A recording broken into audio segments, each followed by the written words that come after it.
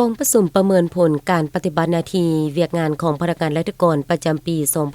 2025 โรงเรียนการเมืองและการปกครองแขวงได้จัดขึ้นในตอนเช้าของวันที่ 19 พฤศจิกายน 2025 อยู่ห้องประชุมของตนให้เกียรติขึ้นเผยแพร่เอกสารของท่านจงทรงจงเต็งห้องหัวหน้าโรงเรียนการเมืองและการปกครองแขวงบริคำไซมีคณะสุขอยู่ติดตามขั้นแขวงและครูอาจารย์เข้าร่วมท่านอาจารย์จงทรงจงเต็งได้ยกให้เห็นเนื้อในของเอกสารว่าด้วยการประเมินผลการปฏิบัติเวียกงานของพนักงานราชการและเอกสารของแขวงจำนวนหนึ่งการประเมินผลการปฏิบัติเวียกงานของพนักงานราชการประกอบด้วย2แบบคือ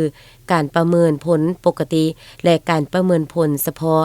แม่นวิธีการตีราคาและประเมินผลตามมาตรฐานวัดแทกการประเมินผลและผลสำเร็จในการปฏิบัติหน้าที่เวียกงานของพนักงานราชการอย่างเป็นระบบและต่อเนื่องเพื่อจะได้นำใช้ผลการประเมินเป็นบนอิงพื้นฐานในการวางแผนพัฒนาพนักงานราชการในกรมกองของตนอย่างต่อเนื่องเพื่อสืบต่อภารกิจเปลี่ยนแปลงใหม่ของภาคและรัฐบาล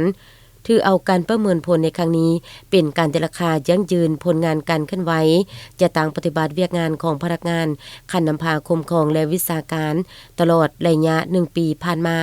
กวดการตีราคาคืนผลสำเร็จและข้อคงค้างด้านต่างๆในความรับผิดชอบด้านคุณธาตุการเมืองและคุณสมบัติศีลธรรมปฏิบัติด้านความรู้ความสามารถและประสบการณ์รวมทั้งเป็นบนอิงในการกำหนดเข้าในแผนสร้างพนักงานนำพาคุ้มครองส่งเสริมก่อสร้างซึ่งกันและกัน